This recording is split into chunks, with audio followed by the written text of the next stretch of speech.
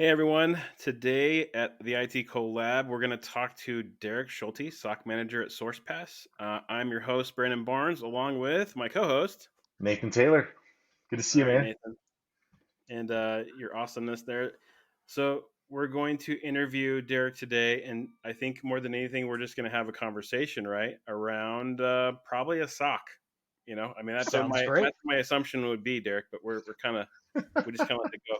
Could you just do Yes. everyone a favor and just kind of introduce us to you, what you do, and what does a Yeah, SOC do, and specifically, absolutely. what do you manage? Yeah. Derek Schulte, SOC Manager here at SourcePass. So, we're a managed service provider. So, we provide IT services to small, medium sized businesses, a couple larger ones. Um, I specifically run the SOC Security Operations Center. So, I have analysts, tier one, tier two, and team leads reporting to me. Okay, And what we do is triage all the alerts, handle all the tool sets, take care of security for our customers. I've been doing that for about 2 years now, but I've been in the MSP space for about 15. awesome. And did Yeah. did you always do? Were you always in the security realm, or I have a question for you, Dirk. Now, this is where we get really kind of more Yeah, conversation. sure. How did you start? Because I get a lot of apprentice people coming in the door and like, I want to do security, right? And so I Yeah, like this question: what is I want to do security in the IT realm mean? sure. Absolutely. I think it's having, a really strong desire to solve problems because every security incident is really just a problem. And it's always going to be a strong desire to learn. But it's really having that ability to piece together a timeline, to build a story, to communicate that story to your clients if you have to, and to just continuously learn. So I always had those qualities. It's something I always wanted to do. But I've only been security specific for the past 5 years or so of my career. So I started out like a lot of people do. It's a very small company, tier one, tier two, running around town, rebooting servers, things like that. Right. Um, Eventually got to explore that learning and curiosity by doing engineering.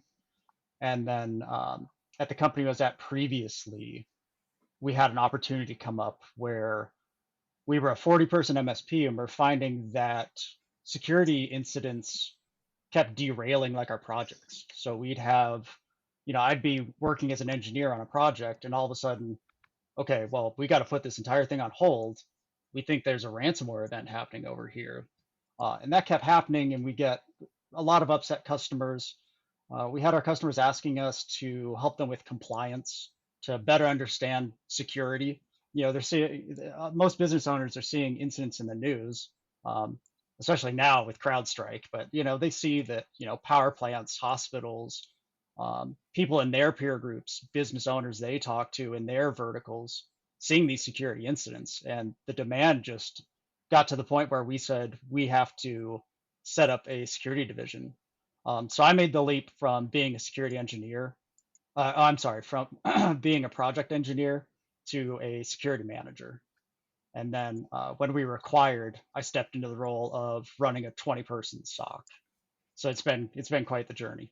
That's awesome. And then so just so I can break it down to business users here, uh, SOC, Security Operations Center, right? Yes, correct. Right. So it's just if we have a business person listening, I like to break it down a little bit more. Oh, perfect. But I mean, Perfect. it does Yeah. help, right? Because I think it's a great explanation of what is different. I know we talked to another individual last week, and just the difference between an MSS versus an MSP. But then you also have, like you said, the SOC, where it's just you're just related to security incidents, not just break fix type of work or Right. project work, right? Or trying to do large projects. So what, For sure. Yeah. Derek? What kind of issues do you see kind of on a daily basis?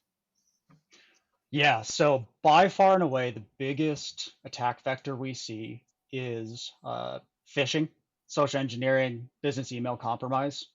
Right. Um, the kind of traditional, downloaded a piece of malware. or a malicious attachment.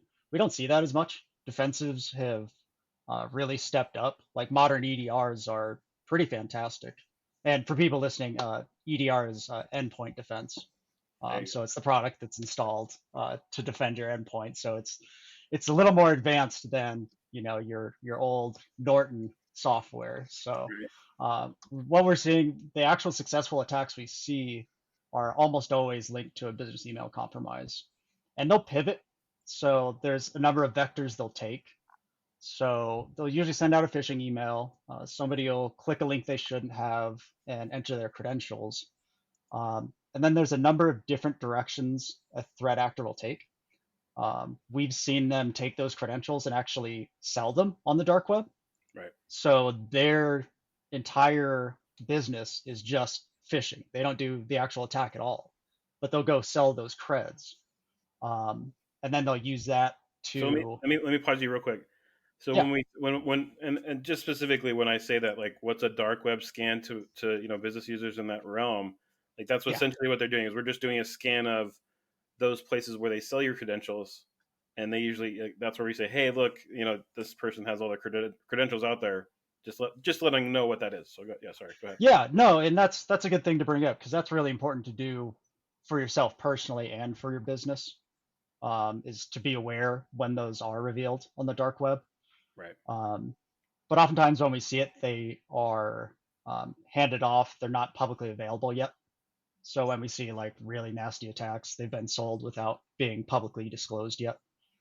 Um, and then what they'll do, the scariest attacks we've seen is they'll sell those creds, and then the next group of threat actors, they'll sit on the account for a month, and they'll actually learn everything they can about the business. They'll build an org tree, they'll figure out CEO, CFO, they'll figure out process and procedure, especially around bank to bank transfers, ACH transfers.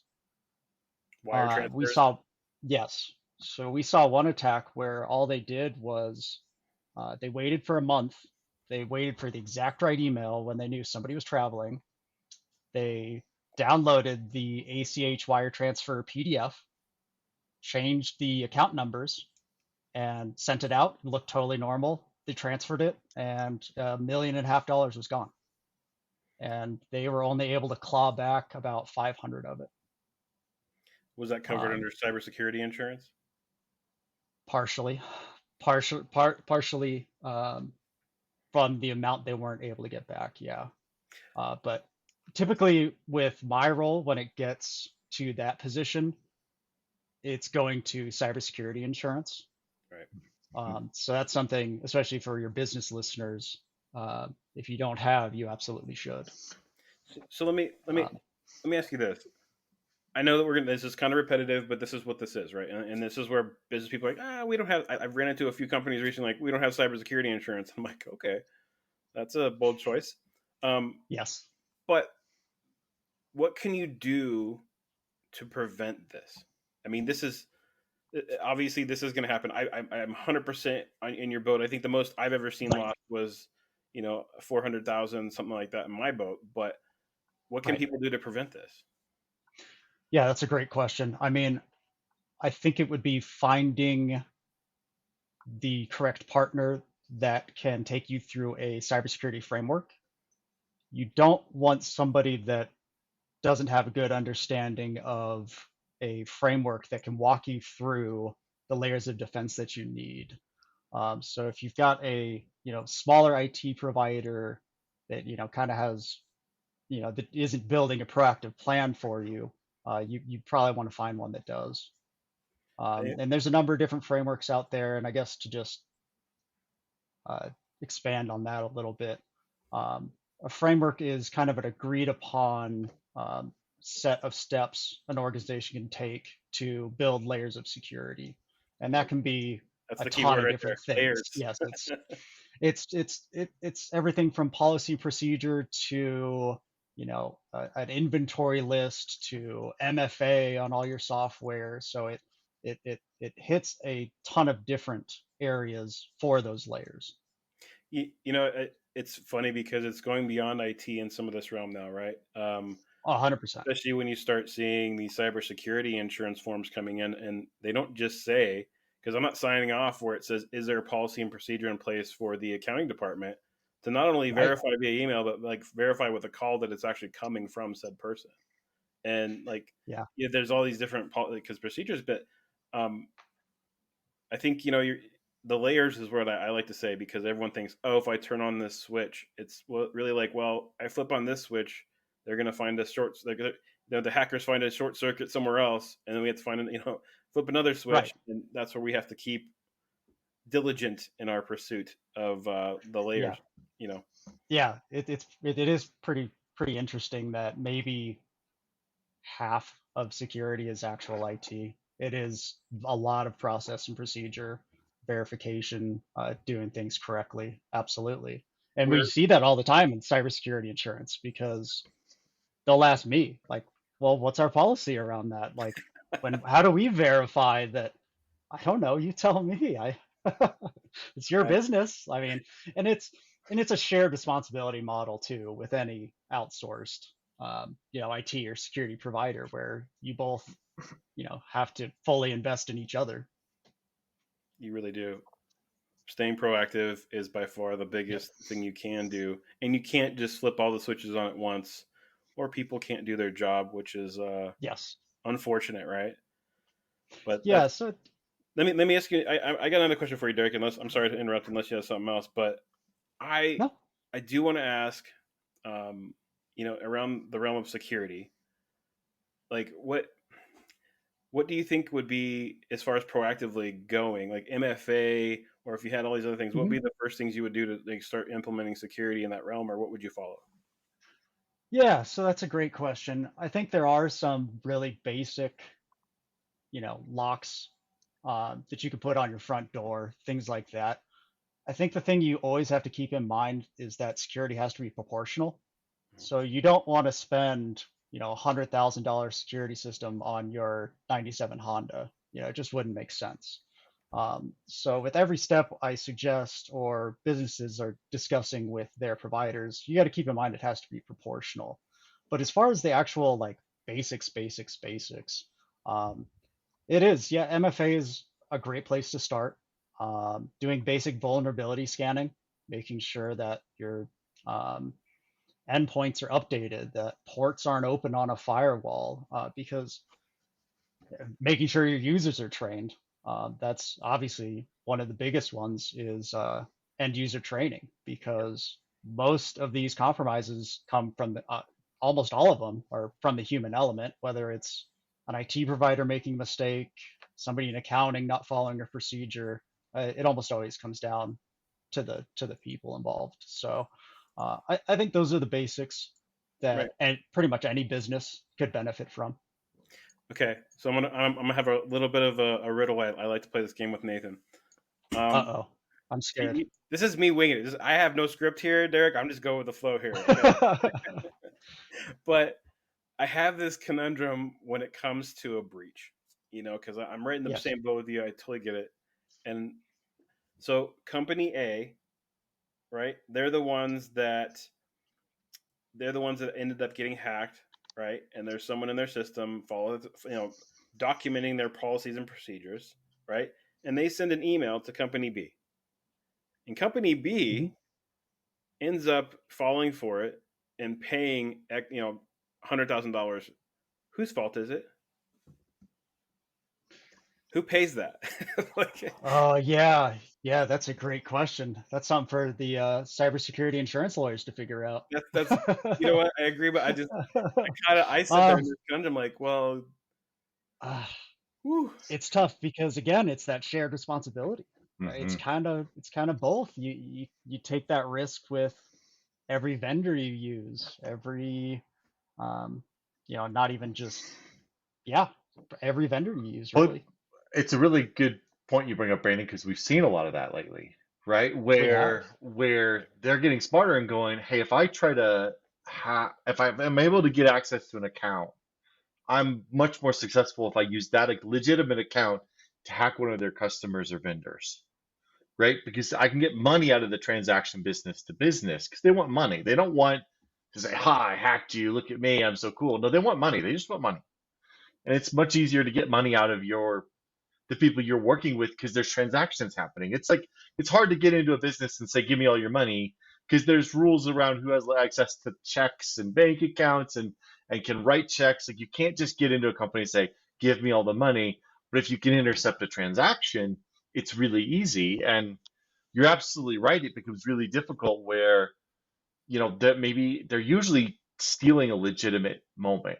Hey, there's already supposed to be a Right. transaction happening where we're paying for something, and so everybody's expecting this transaction to go through. They just modify the ACH number or the email address involved in it, and they find a way to intercept those funds. Um, and whose fault is it then? And that's really difficult. I think it kind of exposes though how we all have to kind of take a next step now and have to have conversations about. We talked about this last couple weeks ago with the CrowdStrike, right? Okay, this CrowdStrike going down show us that now we're vulnerable to our vendor being a single point of failure, our EDR solution. Is that it's not a like was that a hacker? No, it wasn't a hacker, but it was basically a cyber attack in many ways, right? It took out millions of computers at once. It's kind of like a cyber attack. That was the vendor Right. who caused it, but the reality is it created risk, it created cost, it created business disruption. And so in this case, I think you almost have to start to go. We have to evolve as partners, and then the customers have to evolve. I think a lot in accounting practices, right? To say, hey, Well, any changes have to be verified. We need to have conversations. We need to confirm things. Um, and I think we're also headed towards a place where email can't be trusted for important things. Well, you're 100 they'll percent right. I find mean, it. They'll because find another vector. well, But right, yes, because absolutely. if I'm company, in my companies, I'm really getting to the point where we're trying to lock down where you can't log into, you can't access any company data unless you have a company, you're logging in on a company registered device, Yeah. right? I mean, just Right. Trusted device, you're compliant device. into it. Yeah, I mean, just all the different MDM solutions we're doing it. I think it's nuts, but then again, like I'm sitting there going, that's great, but if you end up paying out someone else, you're still at your risk of a loss, Yeah. So, I, I think to go back to the original riddle, it's a conversation of defensibility. So, company A, no MFA, no password policies. They're not doing any geo blocking. They're wide open. Company B, they've got a security framework. They've done end user training. That's a lot more defensible of a position if the lawyers are coming out. So you'll be able to prove that, hey, we have these logs. Hey, here's this, compliance agreement that I have with, this vendor, whatever. So I think it becomes a defensibility conversation. and of What are course, you doing proactively? Like, how are you, and are you documenting it? Most importantly. absolutely.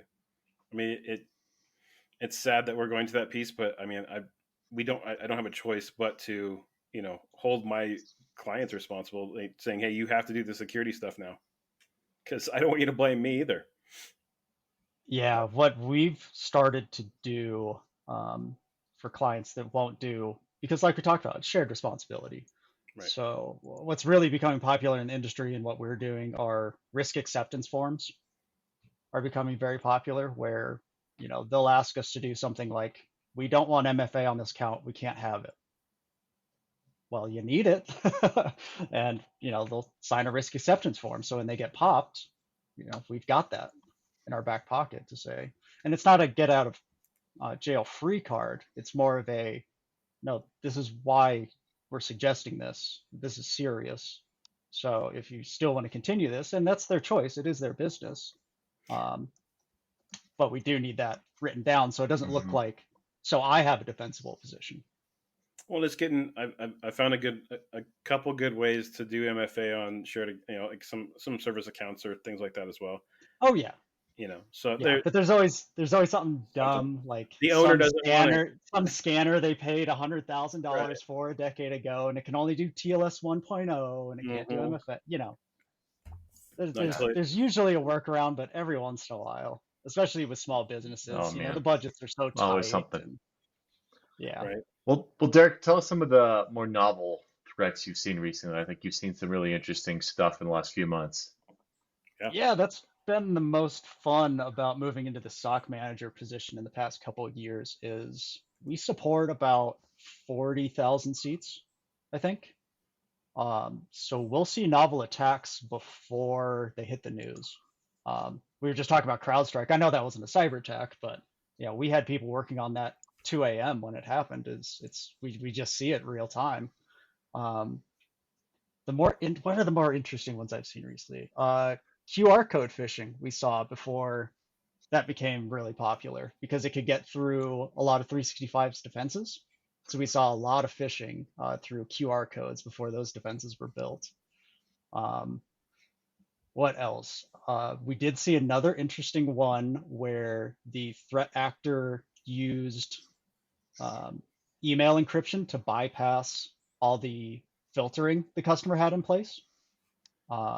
So they were able to successfully phish a number of users because it looked like it was from a legitimate vendor. So we do see some pretty novel ones for sure. I do Um, see. I've seen an uptick more in the 6-digit codes for the MFA, where yeah, people are able to get the key code and the token, and being able to use those a few times recently. And so it's I kind of hate that one, right? Because yeah. it's not as hard to get as you think for it to get that token or the digits right.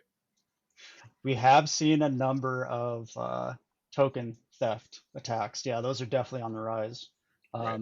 We've seen the sophistication of phishing rise significantly too, where threat actors are purchasing domains that have a long history. So they'll find one that just expired, it's Mm-hmm. 15 years old, it looks legit, it used to send legit email.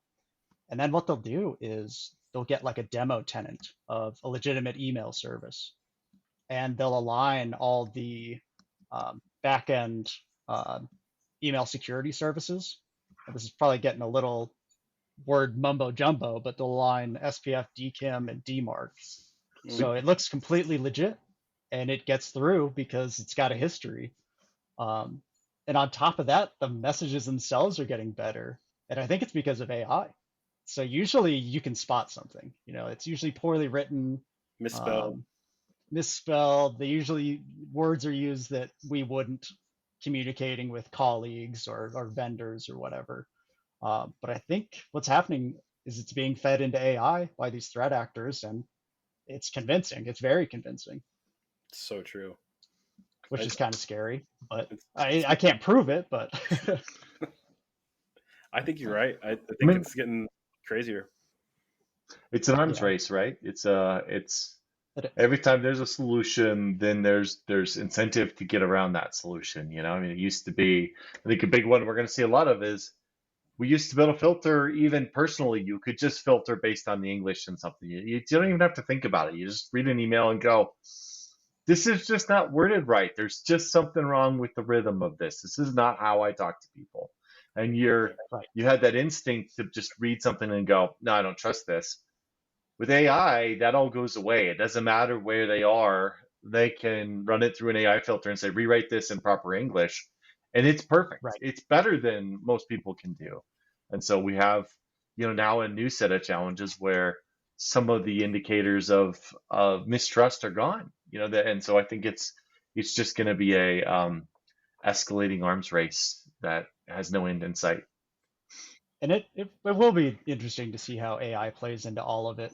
I've seen it more on the red team side of things so far, and I've played with it myself, and it is scary effective at some of the Python and Ducky scripts and things I've had it write, for attacks. But on the blue team side, it's been a lot of like marketing, to be honest, that I've seen so far. Um, it's kind of like how in the 80s they would slap turbo on cars even if they didn't have a turbo in them. They're just slapping AI on everything, and for most of them it's not, it's just automation. Like I have another layer of a product that does AI, but all it's doing is it's sandboxing, it's analyzing URLs and IPs, and it's essentially just aggregating open source information and things like that. So it's not truly AI. I do think it's coming, and I think it will be very helpful. I think it'll be able to allow a entry-level SOC analyst to have the insights of more of a like a SOC analyst level two, to be able to make that leap a little quicker. But I haven't quite seen that come to fruition yet. Just a lot of marketing fluff.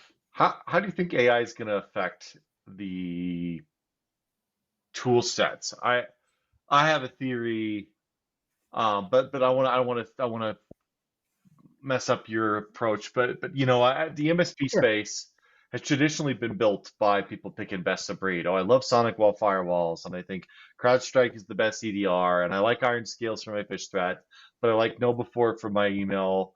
You know, um, Right. Training. I want to use this tool for vulnerability management, this tool for Right. threat Yeah. hunting, and before you know it, these MSPs have a dozen security tools. How is AI going to Mhm. impact that world? For it to actually get there, and this is the biggest obstacle I've seen just personally trying to use the AI that we have at SourcePass is those integrations largely don't exist. So, let's just have an example of what looks like an attack. So let's say Jeff wants to watch Premier League. He flips on his VPN, and all of a sudden we get an anonymous travel because he's in Belarus 5 minutes after being in Texas. Um, for a truly powerful AI to give me an answer on that, it's going to have to tie into my RMM. Oh, he's got a VPN installed. It's going to have to do, open source analysis and say, oh, that IP belongs to this VPN provider. It's going to have to tie into like, the SIEM or your DNS provider to say, oh yeah, he went to, I want to pirate stream soccer.com. So to actually be effective, it needs to tie into a ton. Right. And there are things it's still not going to be able to do. I mean, there's just knowledge about the customer, um, that relationship there that it's not going to be able to know that. So I think as those integrations get built, as those bridges are built, it'll become more and more effective.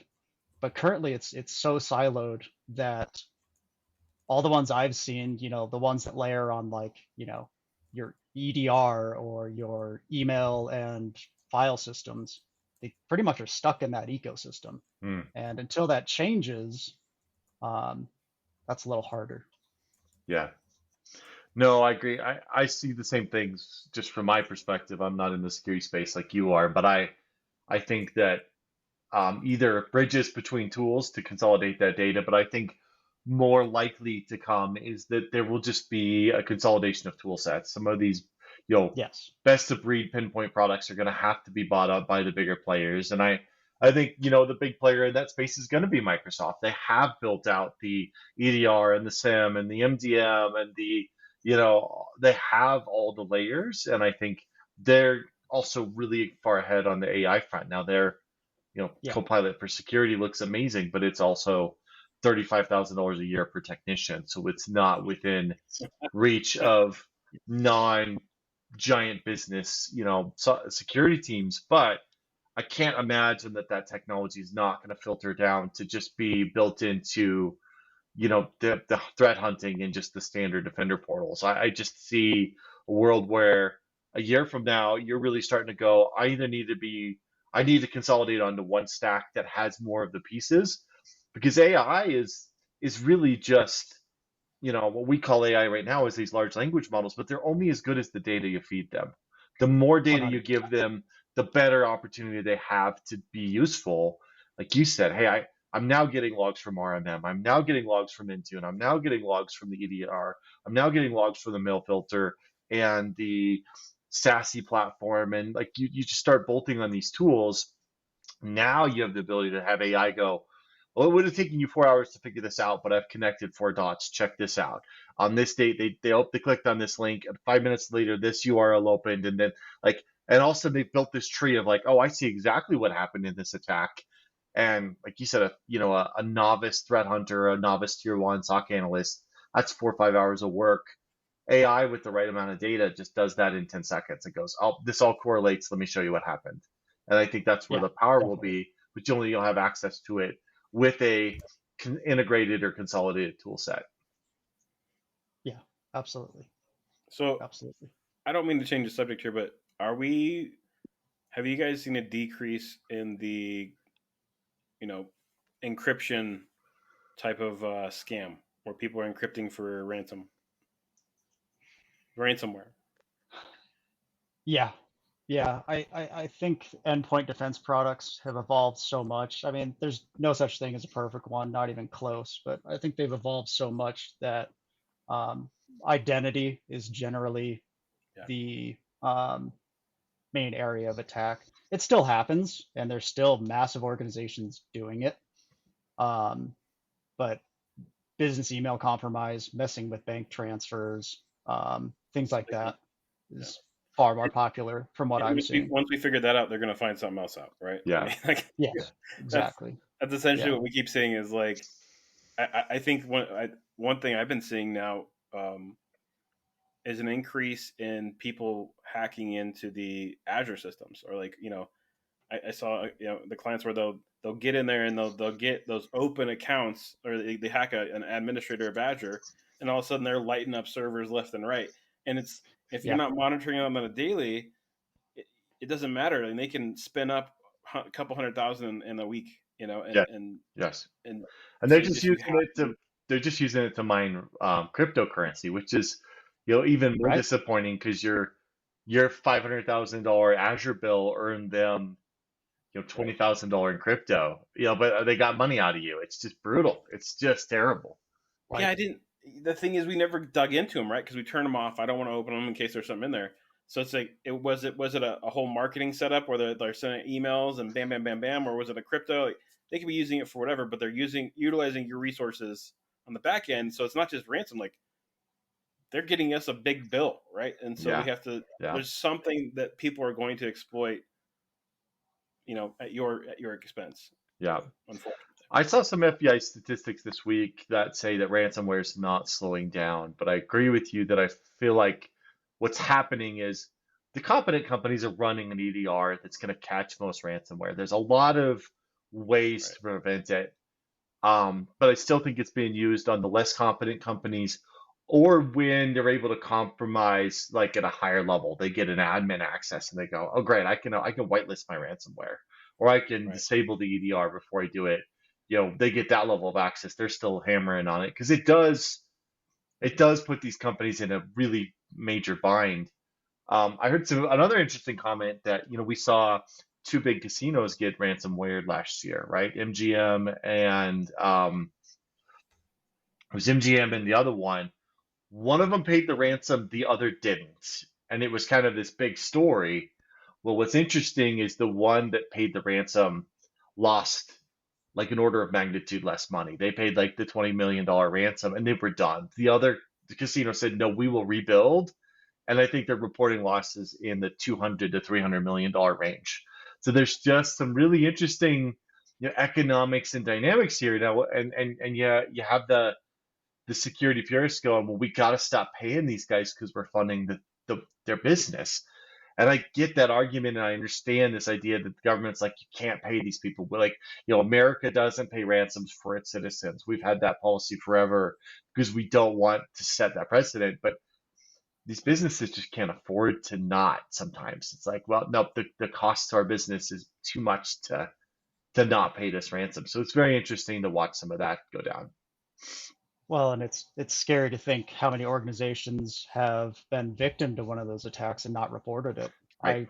I haven't seen any stats, but I have to imagine it's an enormous amount of organizations that just don't admit it. Well, And and there are private companies that you can call that are ransomware negotiators. yeah, So there are professionals that will negotiate for you. there It's there's Versus some calling the crazy. there's some. company. What'd you say? Is that what you're saying? Yeah, Derek, were you saying there's private negotiators outside the insurance companies? Yes.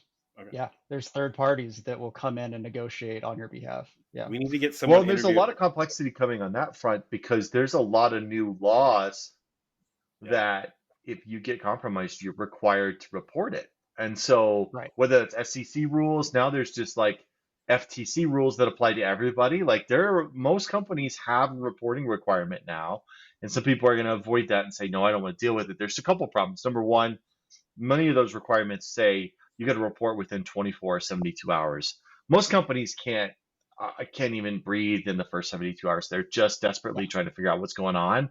Thinking about Right. reporting to the 17 orgs they got to report to is not top of mind.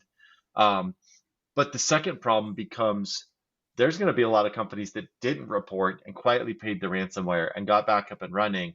And then we find that these threat actors, a couple years later, they get compromised. The FBI finally cracks them, or some third party cracks them, and they release all their data. And all of a sudden, there's a report on the internet of like, here's the 272 victims of this threat actor. And a couple of them are people who paid ransoms and weren't supposed to. And so it's not always just a get out of jail free card to pay that ransom. It might come back to bite you. And there might even be jail time tied to that. It's a big deal. There's a lot of really interesting stuff coming down the road for these larger companies and these regulated industries and how they're handling these cyber attacks. Well, absolutely, because it's not a skill set handling that level of crisis that a lot of CISOs have. Right. Yeah. So that's going to be extremely important to, as part of an interview, I'd probably tabletop with a CISO just to see what they would do, how they'd handle it, who they would talk to, Right. because there's liability there now. There is. It's not like it used to be. There's some really interesting layers there too in conversations I've had with people who know it better about, if you have a breach, there's some really interesting things where getting your lawyer to be the one who calls the incident response firm. So there's breach lawyers, there's incident response firms, and there's some really subtle things that happen where if you call the lawyer who then calls the incident response firm, sometimes some of the disclosure details are attorney-client privilege now, and it puts you in a different spot down the road when there's lawsuits because it's just really wild. All these decisions people make in the heat of battle that might have major consequences down the road with a lawsuit around the breach and how it was handled, or whether your insurance will pay because you had your IT guy go kick out the hackers, but he kind of covered their trail by kicking them out. And now the insurance company is like, well, you didn't call us early enough. We can't fully pay this out because we didn't get to fully investigate it. You started changing things before we got to investigate things. So it is really important if you do get breached to make sure you're talking to the right people quickly, because you can really put yourself in a bad spot down the road. Yeah, you need to have those numbers on deck. You need to, honestly, I would recommend forging a relationship with that cyber insurance firm and that incident response company far before you ever face an incident, very early on. That way you have that motion and that process and procedure already written out, so you're not just making it up as you go, because it's very easy to break that chain of custody. Shut down a server. Well, now the memory's dumped and we don't have an answer, and you did it. It was your tier 2 that panicked because it was 2 a.m. and they saw alarm bells going off, so they just started unplugging Ethernet cables in the server closet. So yeah, it's something that people need to tabletop prepare for and have thought out. Yeah. And that's a incident response plan, right? So part of cybersecurity readiness is building an incident response plan. So that's It is. An important part of a good framework or good security approach is really having thought through this and tabletopped it out for yourself. Definitely. Derek, we're running out of time, but I think you might have to be a regular guest because we got to hear what's new and what's going on out there in the security area, right? Because that'd be a great topic to talk about. Oh, yeah. Who should you have on the phone? Who should you have on speed dial? I mean, this could go on for days, and I think that it's always a need because until it happens to you, you just sometimes ignore it. But yeah, for sure. Yeah, it's changing very, very fast. But yeah, this has been a blast. I'd be happy to come back. I really appreciate it. And I just once again I want to tell everyone, we for our few subscribers, our moms or whoever else is listening, please don't forget to like it, subscribe, let us know, and Derek, we'd love to have you back on. And we'll talk to you soon. Okay.